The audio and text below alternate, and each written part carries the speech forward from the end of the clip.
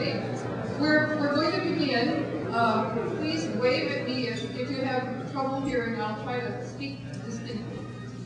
Good morning. My name is Susan Merrill. I'm the co-chair of the board of 1,000 Friends, and it is my distinct pleasure this morning to welcome you to the second annual statewide conference on smart growth sponsored by One Friends.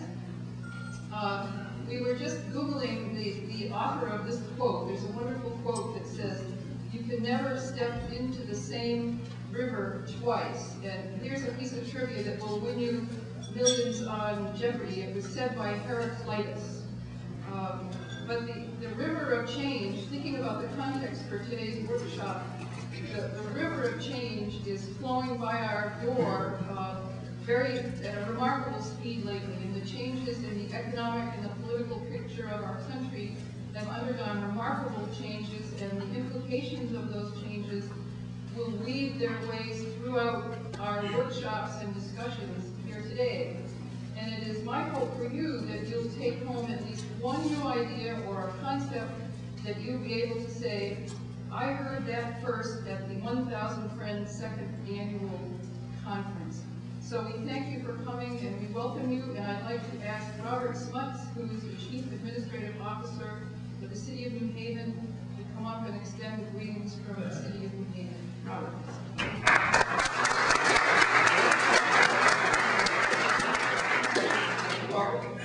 Excuse me. Welcome to New Haven. Mayor DeStefano is at a National League of Cities conference, working with other municipal leaders to help advance our agenda in this exciting national time. So he's sorry he could not be here. But as Sue said, I'm Robert Smuts. I'm the Chief Administrative Officer for the City of New Haven. It's great to be here. I was here at the beginning of 1,000 Friends. I actually think I was the first donor to the 1,000 Friends. I started up a bank account. Something I encourage each of you to follow my footsteps with. While you're here, I just want to point out a couple things about New Haven. A terrific restaurant for each of you in New Haven. If any of you took the train in here, you might have gotten off at the State Street train station, which was built for us by the state, and walked by the FutureSet 360 State, which is a wonderful, very large apartment building going up, 32 stories, I believe. We're very excited to have that, joining many other places to live downtown.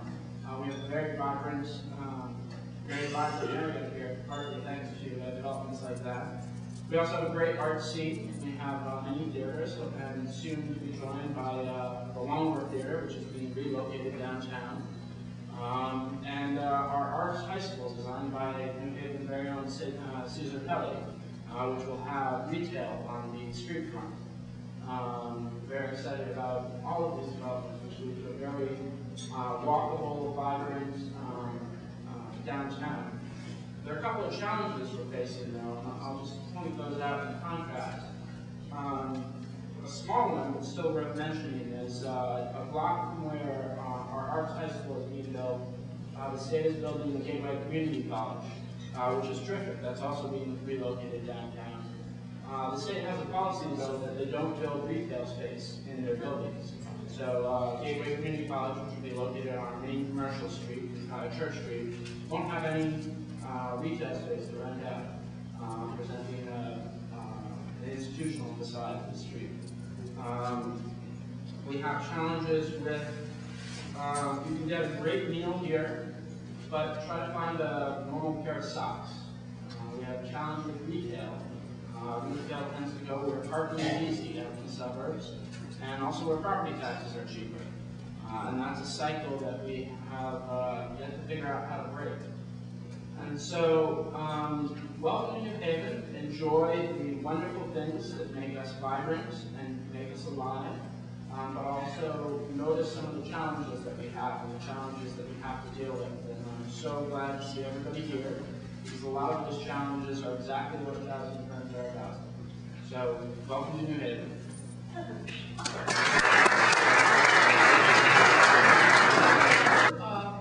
Thanks to our sponsors of today's program. They're listed on the front of your program. We would like to thank the Center for Urban and Global Studies, Robert Lance College, Jonathan Rose Company, United Illuminating, BL Companies, Weston Solutions, Becker and Becker, and the United States EPA. Okay, so a few logistical considerations. We want to, President and Executive Director Heidi Smeen, who is going to tell you about a project, a scorecard project concerning smart growth development endorsements. Take it away, Heidi.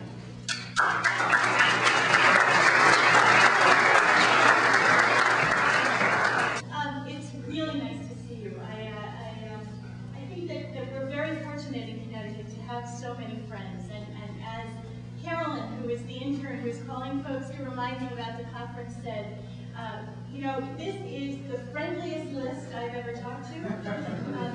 I think that's true, and you should be proud of yourselves for that. It is my pleasure today to introduce you to two projects that are the first developments in Connecticut that 1,000 Friends of Connecticut is endorsing. I want to start by giving just a tiny little bit of history and to talk a little bit about our process.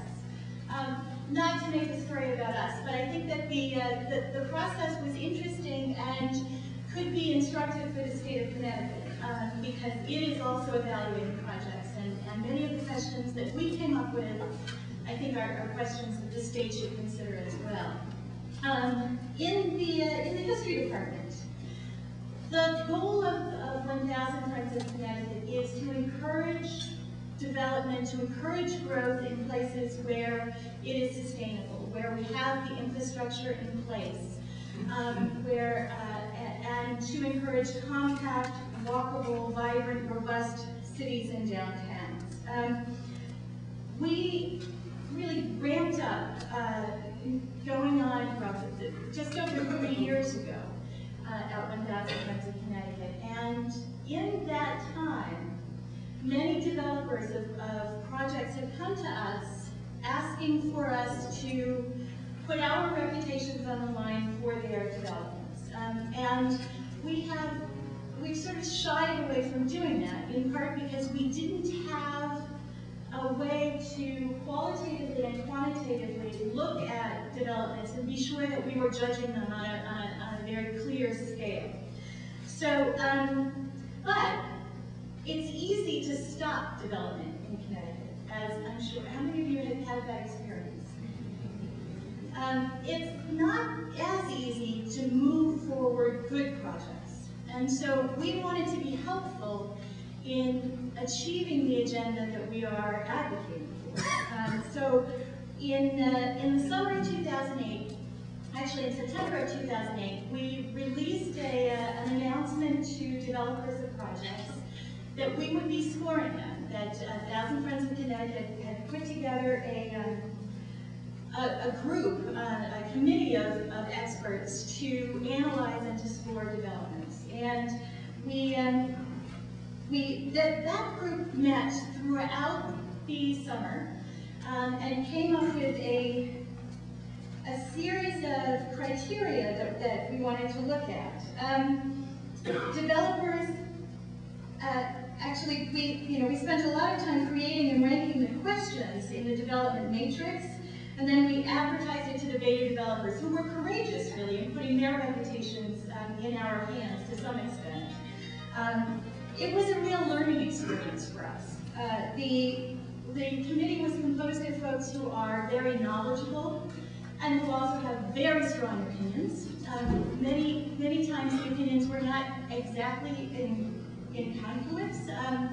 And so the negotiations between things like the role of the city or the state and its decisions and the work that the developers were doing, the role of the city or the state in things like zoning, the scale of buildings, the requirements for setbacks, for parking, for affordability. Those were all pieces that we looked at, and design. Those are all pieces that we looked at and talked pretty extensively about. Whoops.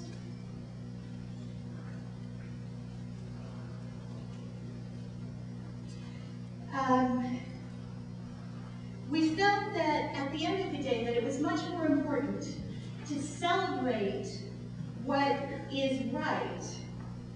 And the two developments that we're endorsing today get much more right than we had to worry about. The criteria that we judged the projects on were maximizing existing infrastructure, mix of uses, housing options, accessibility, mobility, and connectivity, pedestrian safety, streetscapes and parking, and their greenness. There were 33 questions that we looked at. They were weighted, and we looked at things like setbacks, the percentage of affordable units, the number of parking spaces per square foot. These are all riveting questions. Whether or not it restored pre-automobile densities to the area, what the site type, was it a brownfield, a greenfield, what was the remediation standard if it were a brownfield.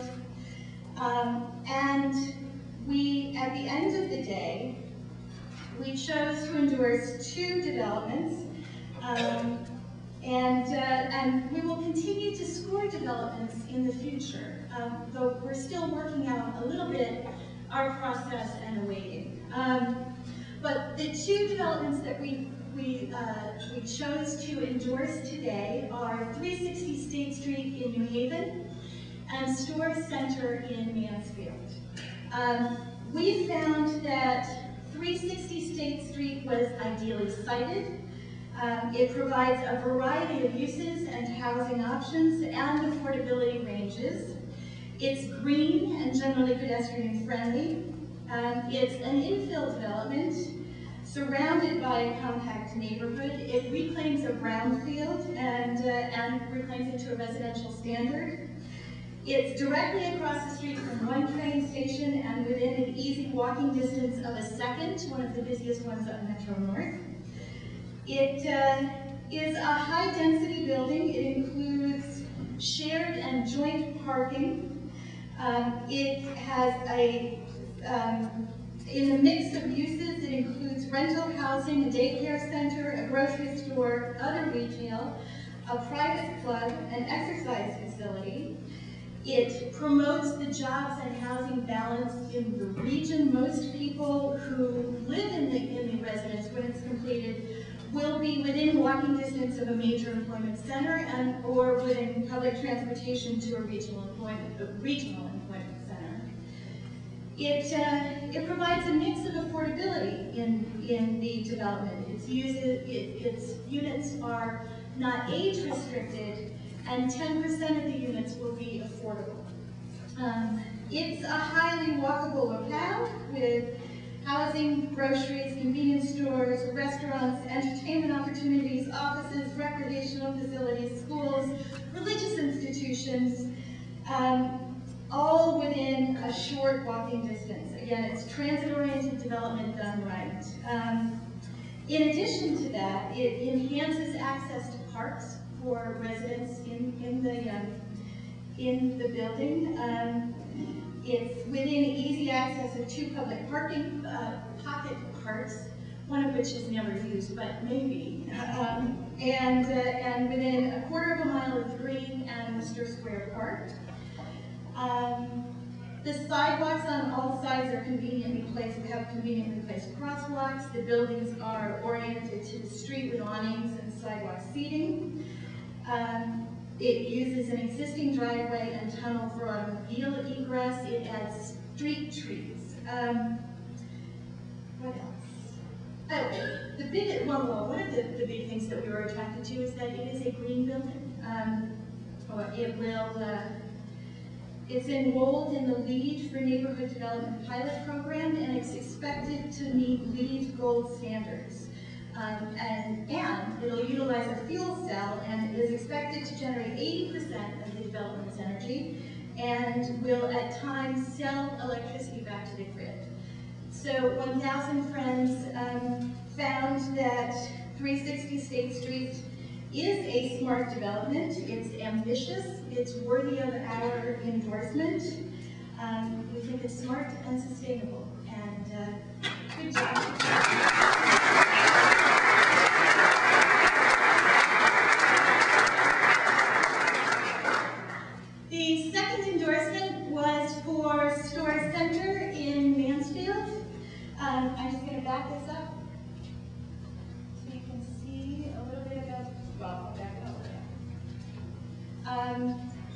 Storrs Center we also found to be very well situated within the context of Mansfield and within the context of Storrs and the University of Connecticut. It's a very different site.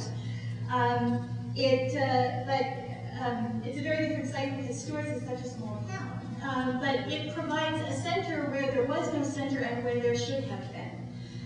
It is an ideal place for densification to happen. It will provide a variety of uses and housing options to the region. The development is well designed. It fits the character of the community and will infuse significant vitality to what is now a laconic strip. It is green. It expands access to public open space and is pedestrian friendly. Most importantly, the development plans for again, a high-quality place, a center where there isn't one. Storrs Center, in terms of its use of existing infrastructure, it uses sewer and water systems that are already in place. It sits within a quarter of a mile of existing development and across the street from the local high school, a community center, the town hall, and falls between the University of Connecticut and the playing fields. It is on a bus line and seeks to bring additional bus transit and university shuttle service into and through the site. It plans for some new road infrastructure that is planned to accommodate pedestrians and bicyclists at safe speeds and with on-street parking. It's compact with high densities in the village district and lower densities in the residential district. The developers of Storrs Center negotiated a lower parking standard for the development than had been in the town previously. It provides the majority of its parking for shared or joint parking. And it'll introduce metered parking to an area that's acclimated to free parking. So that's a good one right there. It provides density of uses integrated in its streets and within individual buildings. The planned uses include rental and home ownership housing, shops, restaurants, offices, and a grocery store. It too promotes the jobs housing balance in the region, as its residents will be within walking distance of two major employment centers, the University of Connecticut and the town of Mansfield. Residents will be able to take public bus transit to the regional core as well in the Willimantic. It provides a mix of affordability by providing a mix of housing sizes. It doesn't restrict affordability. It is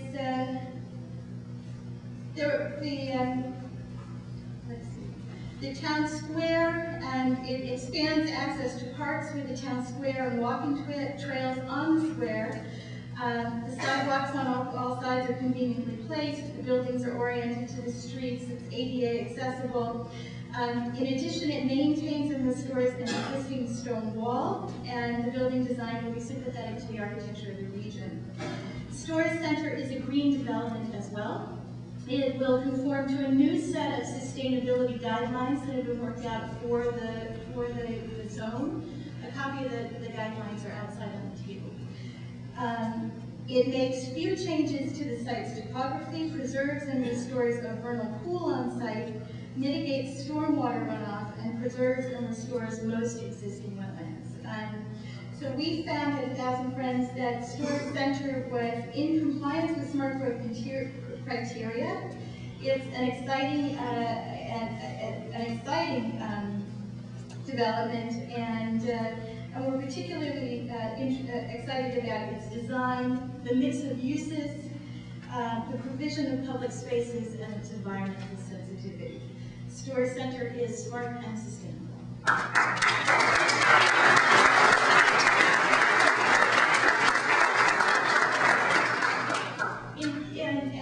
In terms of there's information about both projects outside. I encourage you to take a look at the plans and at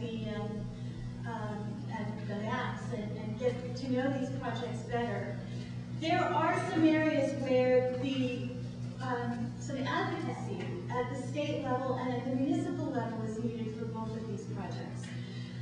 Storrs Center in particular is a project where Route 195 is the state highway, It goes between the planned development and the existing town center. There is an application before the State Traffic Commission to put parking along 195, which would slow it down and make it more pedestrian friendly. We think that is critical to the success of the project, and so we urge you to advocate for that. In terms of advocacy for 360 State Street, it would be great if Metro North stopped at that train station. So that's another area of possible advocacy. If you have any questions, I'm more than happy to take them, or we could call the developers of the projects up to take them. Any questions? John? Can you talk about the process of encouraging people to apply for this endorsement, and how many you looked at who didn't make it, or what your future plans are, what's in the pipeline, that sort of thing? That's a very good question. We distributed flyers, and there are flyers in your packet. Could you repeat the question so we can hear it? Oh, sure. The question was, what was the process that we used to invite applications or invite developments to be scored, and what's our pipeline look like, what's upcoming? We sent out notices to developers via our website, through our email list, which you are probably all on, I hope, through and at conferences and organizations that are friendly with 1,000 Friends. We received 3 projects to review, and frankly, we only reviewed 2 of the 3 projects, not because the third wasn't eligible. The only thing that would make a project ineligible for our consideration, really, or the threshold issue that we established, is if the development is a greenfield development, then we said that isn't smart growth and we won't score it. So the third development, we didn't have all the information, we couldn't get it in time. I mean, it was a very time-intensive process for the committee. We have decided, because it was so time-intensive, that we will do the reviews on a quarterly basis, and we'll schedule them at regular intervals. But if a project comes before us that has an urgent deadline, we'll try to accommodate that. And so if there are developments that you are working on or you know of that you think our endorsement would be helpful to, please keep that in mind. Other questions? Go ahead. Besides the parking for the store development, was there any other zoning changes or planning? Oh yeah, big time. The stores development actually created a whole new zone. And one of the recommendations that we have is that zone, it's currently created mixed use, much more compact, changes the road widths.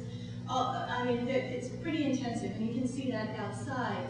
One of the recommendations that we made is the zone was constructed around existing buildings and didn't extend to the town-owned buildings across the street. So our recommendation is that zone be picked up for a much wider area.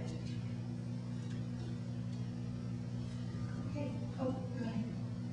So my understanding is that you score developments that are already in progress or already been conceived of. You don't get into the business of trying to attract, identify areas where development would be appropriate, and trying to attract appropriate development in those areas. Right, that's right. I don't think that we could discount a very preliminary plan if that came to us.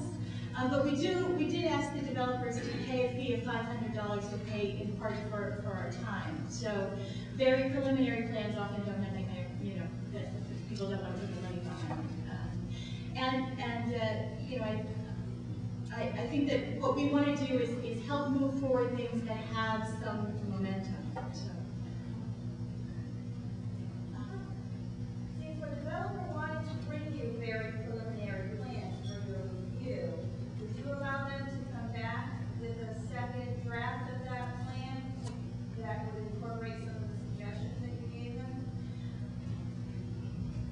would say so. We might want, a second. If we're doing a full review twice, we might want to be compensated for that. But, our goal really is to be as helpful as possible. So if a developer thinks that would be helpful, we're there. Molly? Could you tell, maybe not the whole thing now, but what kinds of incentives would persuade a developer to do this type of building versus all the obstacles he might face? Well, I think that the developers who came to us do the kind of work they do because they philosophically believe in smart, sustainable development. That's one incentive. Another incentive is that the market really is calling for more vibrant, vital places, and these are the kind of places that smart, sustainable developments create. There may be other incentives. Bruce, are there other?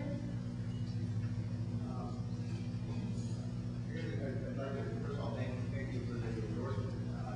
Any developer who's looking to get to approvals and perhaps obtain some discretionary public funding benefits from support from groups such as About Grant. Some aspects of the project and some of the green technology are fully funded, and so we're always trying. So that's an incentive for us that we go to maybe the negative energy fund. We already have a fuel cell grant that we did in the United States. So this is important to the concept of the project without the endorsement that that piece I want to reiterate that it was a very lively set of conversations, and will continue. And Pete, if there are ways that we can share what we learned with you, I'm going to help you to do that.